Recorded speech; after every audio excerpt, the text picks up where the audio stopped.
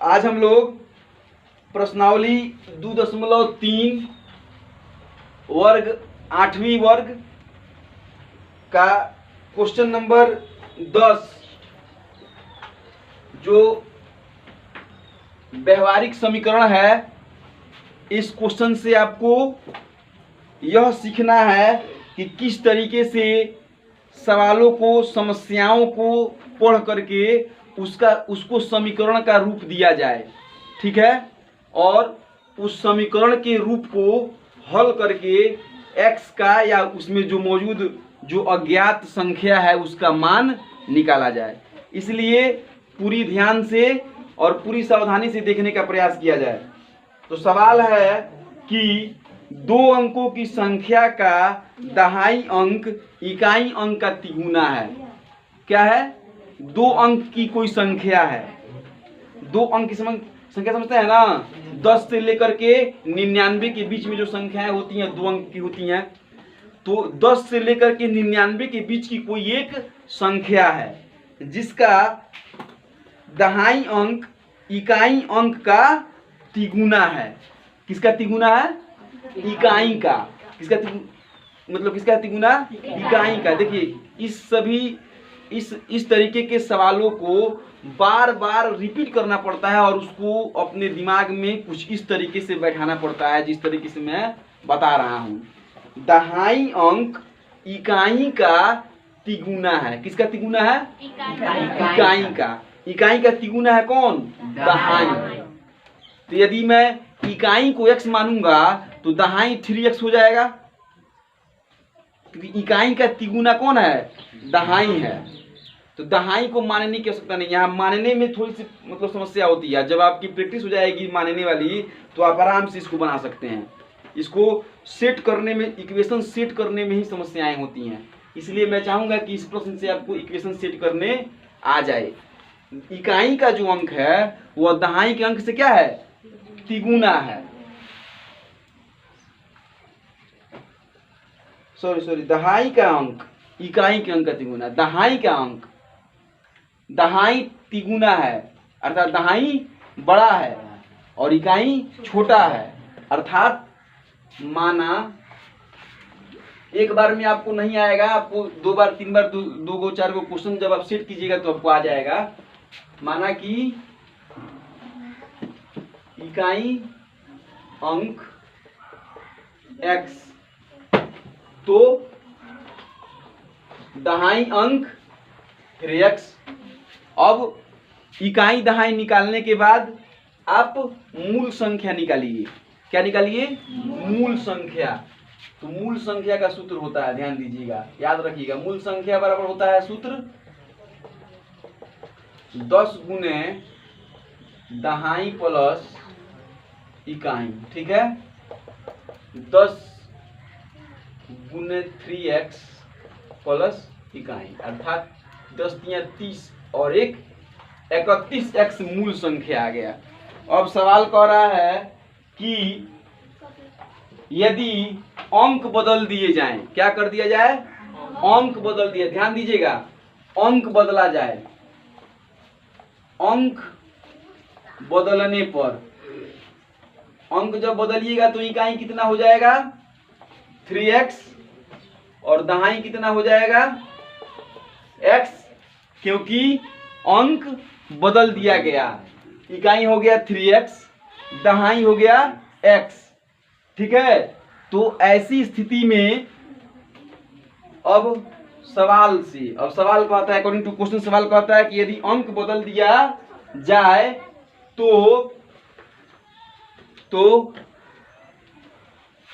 मूल संख्या, तो प्राप्त संख्या मूल संख्या से 36 कम हो जाए। जब अंक बदल दिया जाए तब संख्या क्या होगी? नई संख्या क्या हो जाएगी अंक बदलने पर? 10 गुने दहाई प्लस इकाई अर्थात 10x प्लस 3x अर्थात 13x। ठीक है, अंक बदलने पर प्राप्त संख्या मूल संख्या से 36 कम है। यह जो संख्या प्राप्त हुआ यह मूल संख्या से 36 कम है। ये 36 को कम है 31x से। तो हम चाहें तो अकॉर्डिंग टू क्वेश्चन लिख सकते हैं कि 13x माइनस 36 13x प्लस 36 बराबर 31x।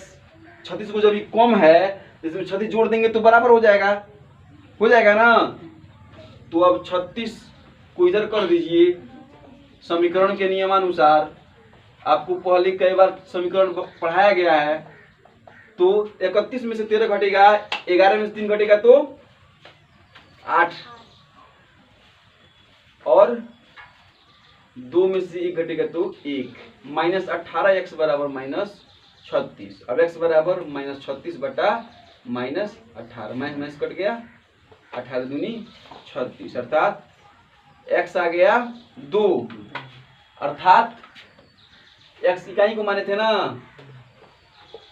इकाई 2 और दहाई 6। तो मूल संख्या बराबर 10 गुने दहाई प्लस इकाई, 10 छके 60 प्लस 2 62 आंसर। इस तरह से यह क्वेश्चन पूरा हुआ।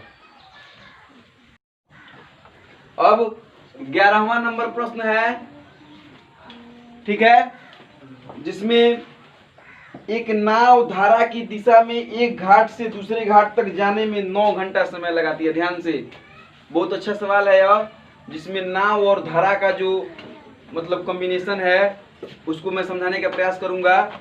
सबसे पहले आप यह देखिए कि यह नदी हो गया, ठीक है, इसमें पानी इधर से बह रहा है, देख रहे हैं, बह रहा है पानी। तो जो पानी की बहाव है यह धारा की चाल है। क्या है? धारा की चाल।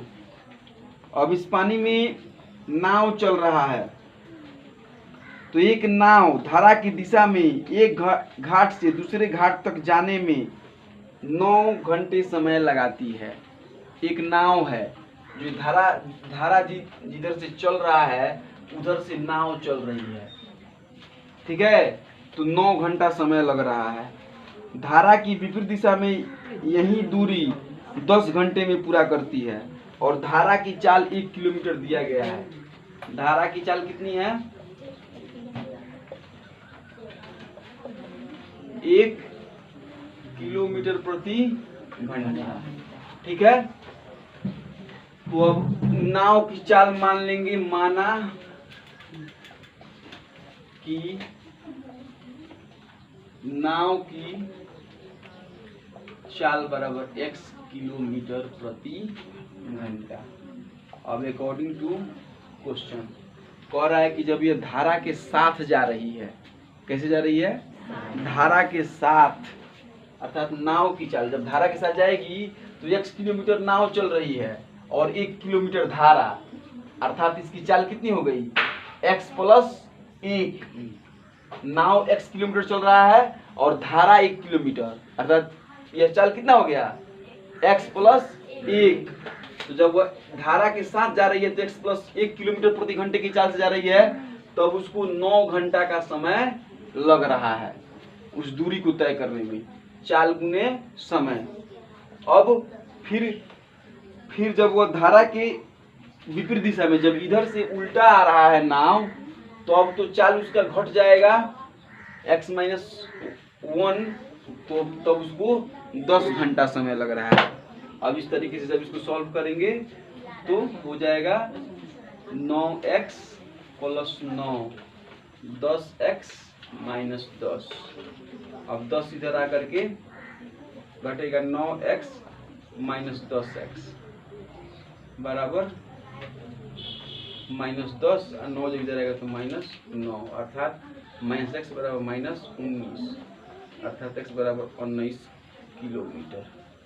अर्थात नाव की चाल है 19 किलोमीटर, ठीक है। आंसर में क्या निकालना था? आंसर में आपको निकालना था 2.3 न था, तो दूरी ज्ञात करनी है, दोनों घाटों के बीच की दूरी। तो दूरी बराबर हो जाएगा x प्लस 1 गुना 9, अर्थात 19 प्लस 1 गुना 9, अर्थात 20 गुना 9, 180 किलोमीटर दोनों घाटों के बीच की दूरी है। दोनों घाटों के बीच की दूरी बराबर 180 किलोमीटर घेर करके अच्छे से लिख देंगे। इस तरीके से यह सवाल भी पूरा हुआ।